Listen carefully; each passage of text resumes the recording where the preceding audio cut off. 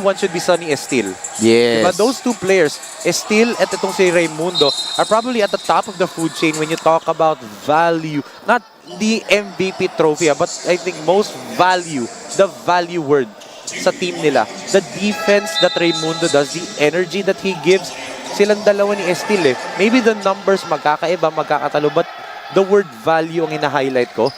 Him and Sonny Estil of Pampanga Delta are probably the two of the most valuable players dito sa SINAG Liga Asya for their respective teams. Kasi tanggalin mo yung Raimundo, tanggalin mo yung Estil, are Pampanga Delta still undefeated?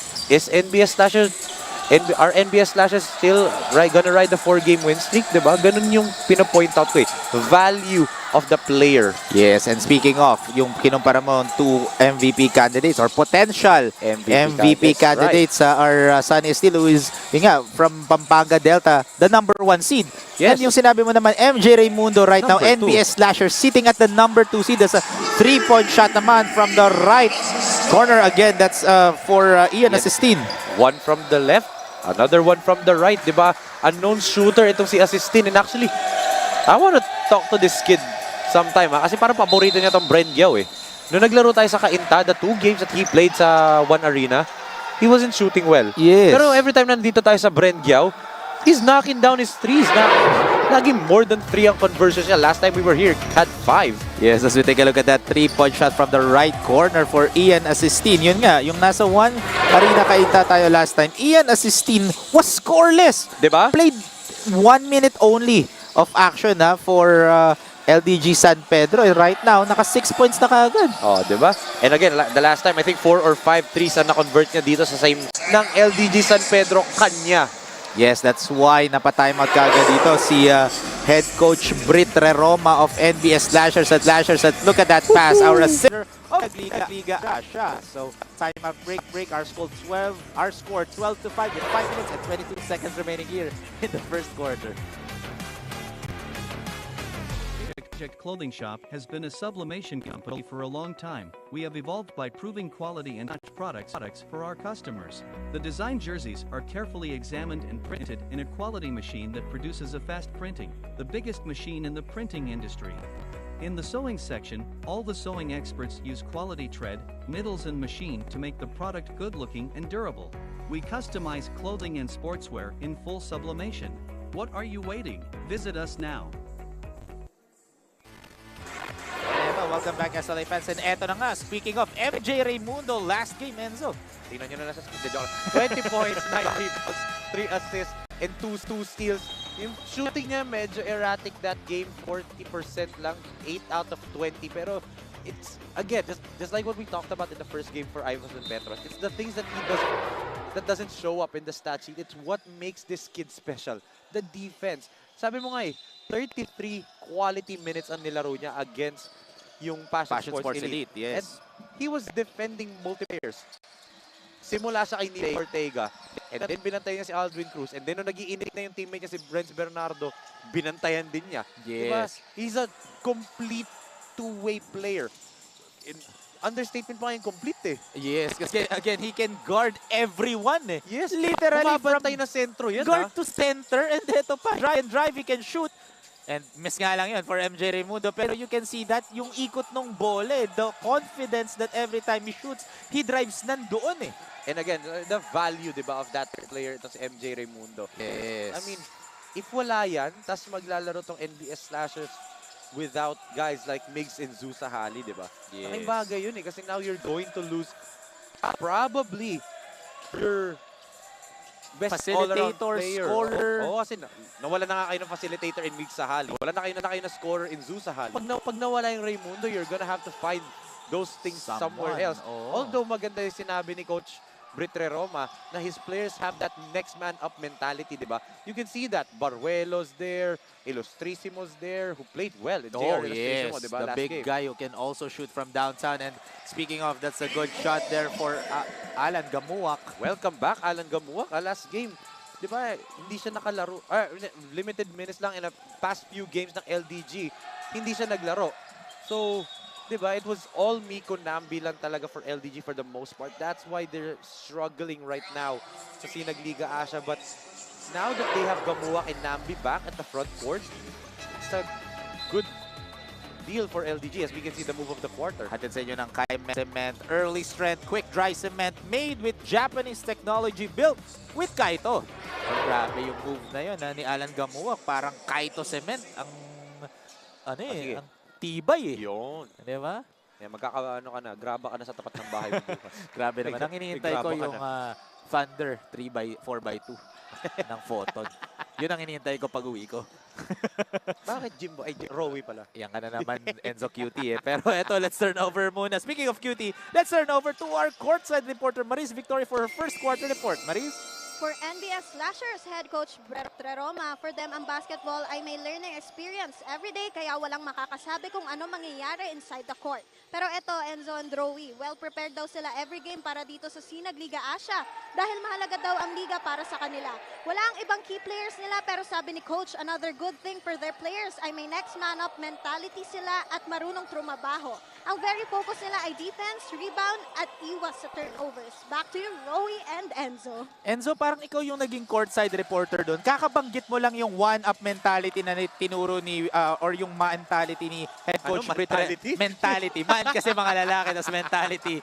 Mentality. Men plural eh. So, isa lang muna kasi si Coach Britre Roma yung binabanggit ko. Yung mentality ni head coach Britre Roma, yung one-up mentality na tinatawag. Yes. Yun nga, kakasabi mo lang kanina, ngayon, yun din yung nabanggit ni head coach Britre Roma. It just shows na yun talaga yung mentality ng mga players niya. Well, that's why Coach Britre Roma is such a great coach. Diba? He won't win championships in the NCAA for San Beda. Hindi siya ganyan mag-coach eh.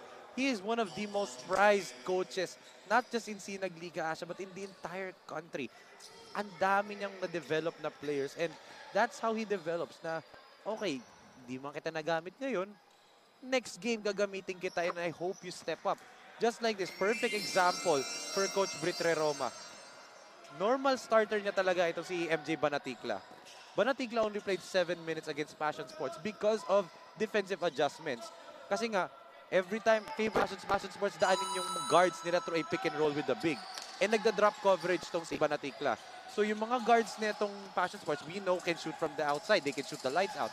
So with against the drop coverage, pag may screen ka, pupukol agad yung guard niya. Meron agad siyang open look from 3. Coach Brit adjusted, di ba? And ngayon, nabigyan ng tsansa ito si Yuri De Guzman, si JR Ilustrisimo to step up. That's how Coach Britre Roma does his coaching. That's how he rotates his players based on sino bang kalaban nila and how his opponent's play style does.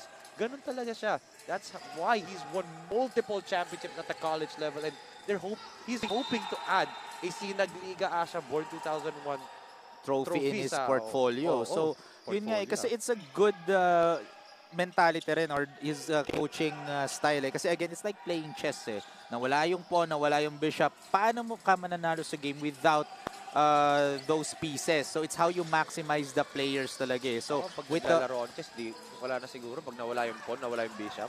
Ewan ko na. Pag nawala yung queen, dama na lang Pinoy tayo. na Pinoy. Pero kidding aside nga, yun nga, it's how you adjust kasi to the players na meron ka. Right. And it just shows how talented the coaching staff ang meron dito for NBS Slashers. Again, given you have a Britre Roma in your arsenal sa coaching staff mo, ha?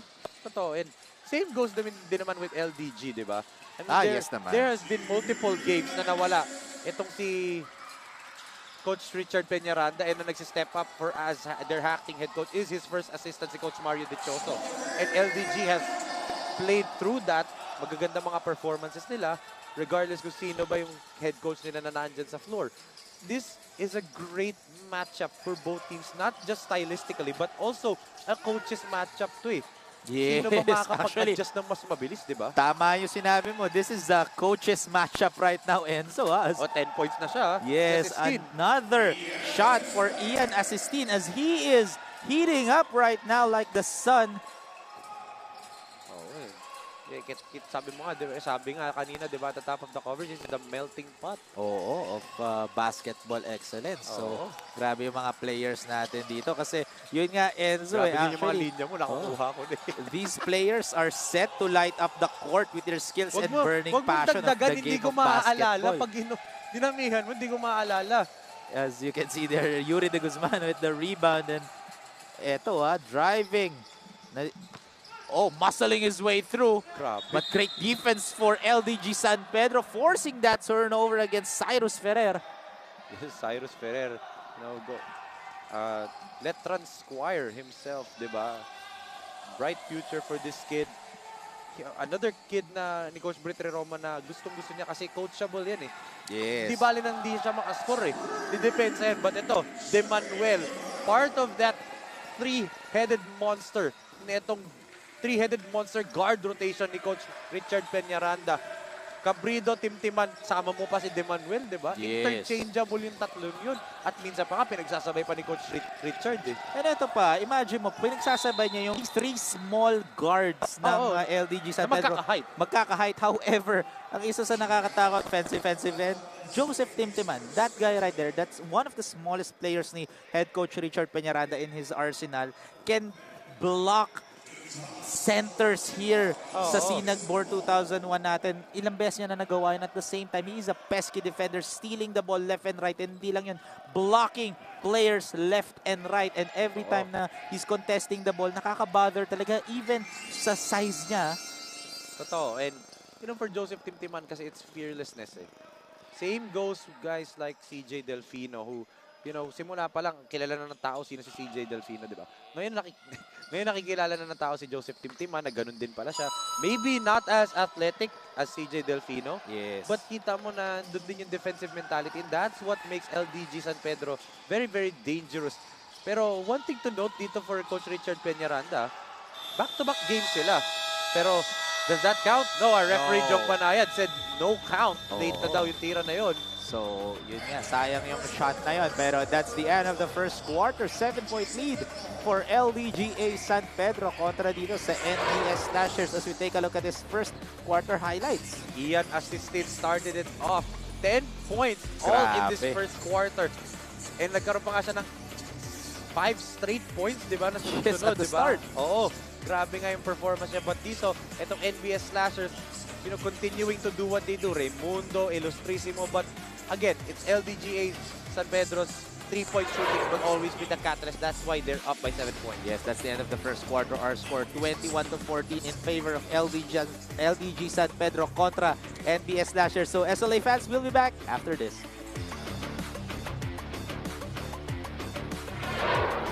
Gandang view. May libre kang kape. Walang problema sa pagkain. May sarili kang mesa. Higit sa lahat, ang fresh mo pa. Walang MRT na kailangang habulin, walang traffic na kailangang tisin. Kaya sige, tanggapin lang ang orders. Tanggapin lang ang bookings. Tanggapin lang ang racket. Kaya yan with Converge Home Base. For plans as low as 1,500 pesos per month, meron ka ng internet speed up to 200 Mbps. Make it big with Converge Home Base.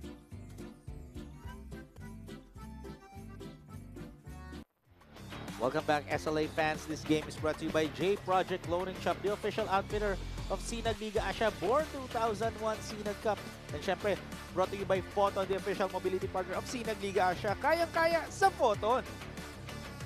And Enzo, this is the start of the second quarter. And that guy right there, JR Illustrissimo.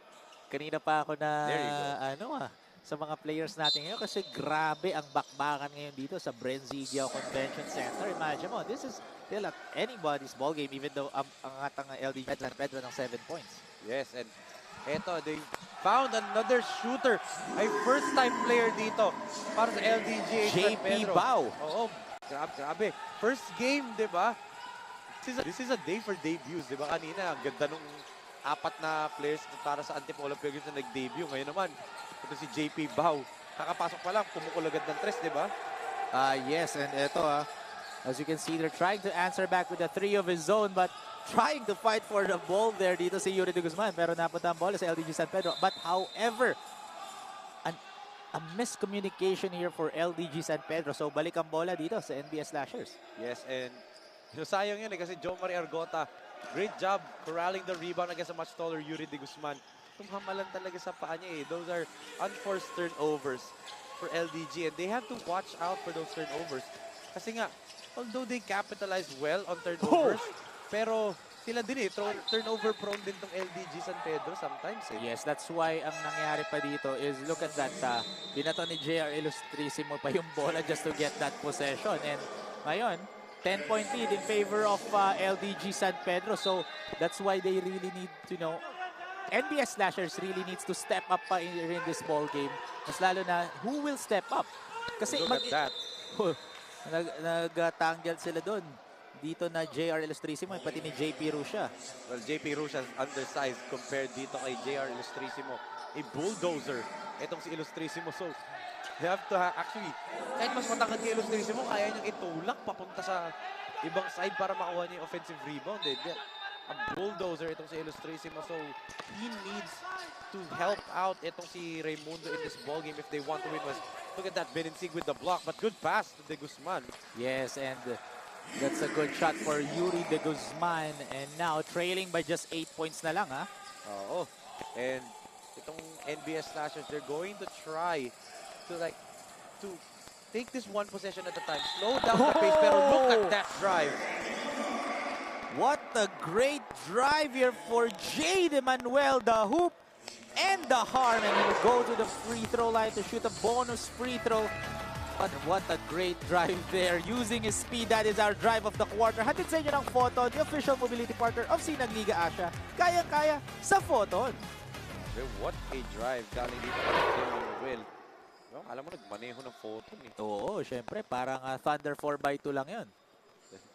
Actually, I'll do you one better. Parang Photon top lander yung SUV nila. Grabe, ibang klase talaga. So, ayun nga, as you can see here, double-digit lead ulit for LDG San Pedro as they are enjoying an 11-point lead. Yes, and they're doing this. Same thing na Antipolo Pilgrims did in the first game. At their own pace, di ba? At their game. Look at that dribble move. Wow! Jade Emmanuel! Oh, wow! Stealing the show! Wow! For LDG San Pedro, welcome to my TikTok moment! I would love to see that replay. Grabe, kahit ako Yung dribble move na yun, hindi mo gawin yun. And he made it look easy. Totoo. And with a floater, a miss there and gets their own board, but using the board there dito for Elton Dial. Dial, a known shooter, crashing the board there. That's what they have to do. Dominate this painted area kasi dun nga sila mas lamang the painted area ng NBS Slashers. Same thing that they did against Passion Sports. Denominate nila yung painted area. That's how they won. Talang ito. Highlight. Ito na yung highlight kanina. Yes, stealing the Look at this ball, dribble move, Rowie. stealing the show. Look at that dribble move by Jade Emmanuel. A nutmeg moment of the game brought to you by Excel Bond, leaving defenders in the dust. He's got speed and handles like a cheetah. Grabe naman yung cheetah na yun. Pero Kasi mas yung grabe pattern ng jersey eh. Okay. Pero mas grabe yung comparison mo sa cheetah. Pero mas grabe yung dribble na yun ha. Nutmeg, di ba? I do not blame the bets na itong LDG San Pedro. Ba't sila nagtatatalon doon kanina? Napagalitan sila ni Coach Mario Dichoso eh. Baka Ma-technical sila eh. Ma-technical pa Pero sila. I do not blame them. I would have done the same thing. Kung hindi ko tatak yung wire dito ng headset natin, I would have been jumping din, di ba? Grabe yun. Jade Emmanuel, last game his production was actually not too much production for LDG San Pedro. Only scored 4 points, played 11 minutes, 20% from the field. Right now, kitang-kita mo, he's making highlights. Kanina nag-durmive siya, di ba? And one. May question ako doon, Enzo. Anong spelling ng dumrive? D-U-Rive. Okay, so yun. Di ba? Ang hirap na spelling ng dumrive. Binabawian mo ako Uy, wow, may nag-deliver. Grabe. There you go. A 3-point shot in for JC Petalvero. Can that get him going? Last game, he absolutely struggled for NBS Slashers. After getting Best Player of the Game award 2 games ago, last game niya lang against Passion Sports, he really struggled from the 3-point line. Pero eto, back-to-back ba? Sumablay lang doon si JC Petalvero. Di niya nakita si Galario. Sayang yung possession niya. However, when out of bounds, ball will go to NBS Slashers. That's too much dribbling naman para dito kay Demanuel. He could have passed the ball early to Galario. But, look at this 3-pointer. Galing dito kay JC Petalvero. Yes, that is our shot of the game. Hatid sa inyo ng Fin Cotton, the official sneaker of SINAG Liga Asya, your local Filipino sneaker brand. Move with you. With Cotton. With Fin Cotton. Napag-ano ko kasi, napag-mix ko eh. Doble ka. Parang dinoble pa. Oo. So, ganun siya. 3 sponsors in one move. And ito, may whistle lang action officials. Like I said, value, di ba? Look at that. MJ Raimundo is the one to crash the boards. Si Baruelo, yung big man nila, andun sa top of the key. It's their point guard, and nandun to crash the board. And Raimundo, pure heart, pure hustle, pure energy. Itong si MJ Raimundo.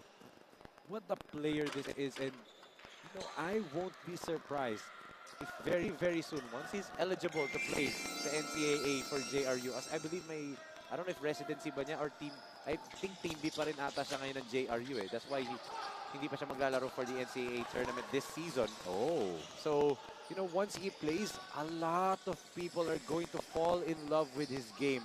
Dahil kita mo, you can compare him to Scotty Thompson with his energy. And Scotty Thompson, back nung nasa NCAA siya, playing for Perpetual, same numbers eh. Nag-get 20 points, 9 rebounds, 6 assists din si Scotty Thompson back then. Ganyan na ganyan yung laro niya. And the energy nito ni Raimundo, hindi mo matatawaran eh. Like I said, the value that he brings to the table para dito sa NBS Slashes, hindi mo matatawaran eh. Money well spent kung tawagin nga kung naging soto si Raimundo. Oh! Marami pa pwede patunayan mo sa Raimundo. That's a 3-point shot naman for Jomari Argote. And look at Petalvero driving all the way, but great block here for Niltrix Galario. Of course, good defense by Galario, but that 3-pointer ni Argota, nakalimutan ata siya. Na-shooter tong si Argota. Oh. Fake handoff, pagkikita niya, uy, libre ako. Libre. And that's not a good defensive display there for NBS Slashers. Again, Jomari Argota already shot 1 3-pointer during the first quarter, and now you're gonna leave him wide open from 3-point territory. So he's gonna be taking those shots. And at the same time kasi, he'll give a shooter an open look. Lalo na kung gusto niyang pumukol, di ba? Yes, and eto, speaking of, Joseph. And pass here to Randolph Beninsig. Argota. Atake naman siya, di ba? Kanina tumira sa press, ngayon atake naman.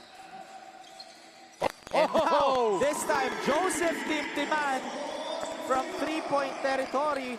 A back-to-back threes here for LDG San Pedro as they are now up by 13. And what a powerful move, but our officials blew their whistle. So JR Ilustrisimo will go to the line to shoot a pair. As we take a look at this replay right here. And so after that screen, Joseph Timtiman was left wide open right there. Late lang yung contest doon, ha? Oo. And like I said, the catalyst for LDG San Pedro is always their 3-point shooting. Defense, fast break, given na yan. They're one of the fast-paced teams in the league. It's the 3-point shooting kasi they shoot a lot. One of the, you know, 3-point heavy teams dito. And if they're going to rain down threes just this, mahirap silang talunin kasi nakakasip na sila. Pagkatapos nun, pe-pressure ka pa nila, 94 feet, di ba? 94 feet na pressure ginagawa ni Cabrido tsaka ni Timtiman. Nakakapagod yun eh. Ang bibilis pa nila, di ba? So, you know, that's why NBS Slashers, they're struggling dito dahil nga ganun yung laruan nitong LDG San Pedro today. But the question has always been, is it sustainable until the fourth quarter? Yes, that is the question actually. And for LDG San Pedro right now, they're playing, as look at that, kita mo si Joseph Timtiman, tumalo na siya, agad diba? siya. Oo, para i-challenge doon si Cyrus Ferreira. So kitang-kita mo that he really wants to block those shots left and right. But eto, ball goes to NBS Slashers. And kita mo, like I said nga, this is one of the teams that love to play fast and at the same time shoot threes. Sino sinetapagan nila doon pag ni Argota? Itong si Bao, di ba? Yes. Trying to get his shooter going dahil nakaisa na nga itong si Bao. So they're trying to run away from this ball game agad dahil alam nila itong slap, they can inch closer. Look at that pass by Raimundo to Baruelo. Yes, and eto Joshua Baruelo with the shot right there for NBS Slashers, and now trimming the lead to just 9 points. Yes. Unti-unti, di ba? That's what NBS does. No lead is safe with this Slashers team. And Like that, good defense. And eto, oh, nice pass. JR, and that's gonna be an easy bucket. Great pass from Raimundo to JR Illustrissimo. Naghahanap pa ng contact eh. Tumigil pa siya para maghanap ng contact eh. But he's still able to finish the bulldozer, JR Illustrissimo.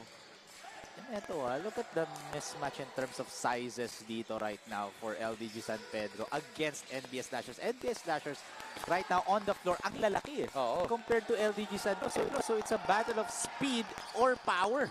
Yes, and also at the same time, that's why LDG is Oh! trying to go for 3 shots kasi hindi sila makapasok sa paint. Yun nga. Speaking of big man, that's a great reverse layup for Joshua Baruelo. Dahil ang liit ng bantay niya, si Timtiman yung bumabak sa kanya, di ba? Take advantage of that size mismatch. But yun nga, that's why LDG is opting to go for jumpers. Bira tayo, unlike kanina, nung wala yung Joshua Baruelo, they were continuing to attack and attack and attack. Dinadaan nila sa bilis. Dito naman, dinadaan nila sa speed. Yes, so nakita mo yung impact agad by having so many big men on the floor as we take a look at this grab of the quarter. Hatid sa inyo ng Sun Sports Philippines, the official basketball of SINAG Liga Asya, your high-quality sports team. And that rebound ni Baruelo. Di ba, kita mo, Timtiman was trying to box him out, push him out. Ang laki. Mahirap eh. Pero yun, habang nag-free throw dito, si Ian, syempre, shout out dito again kay Boss Denden of Manila Bankers Life Insurance. Abangan natin yan, SLA fans, ang Manila Bankers sa SINAG Liga Asya. Best way to show your love. Yes. And Rowie, paano yung best way to show your love? Syempre, you need to listen, diba? Respect each other. That's the best way to show your love. At the same time, kumuha ka ng Manila Bankers Life Insurance for your loved ones. Diba? Ikaw ba, Enzo? How do you show, what is the best way to show your... Siyempre, you have to listen and show respect and kumuha ka naman. Maliban doon sa sinabi ko kanina. Kita mo si Marie kanina, napakanta ng Rudolph the Red-Nosed Reindeer, di ba? Isa lang masasabi ko doon, tawad po. Parang, ano ba, nangangaroling? Nangaroling bigla. Nangaroling eh. Kumanta during the pregame eh. Pero eto, our officials, that's gonna be a foul on Cyrus Ferrer and nasa penalty na NBS Yes. Slashers. And one time I'm seeing also dito sa side ng LDG San Pedro, they're playing with desperation. Why? They're sitting at the number 9 seed. Oh, Only yes. 8 teams ang makakapasok sa playoffs natin. Top 4 teams will have a twice to beat. For a long time,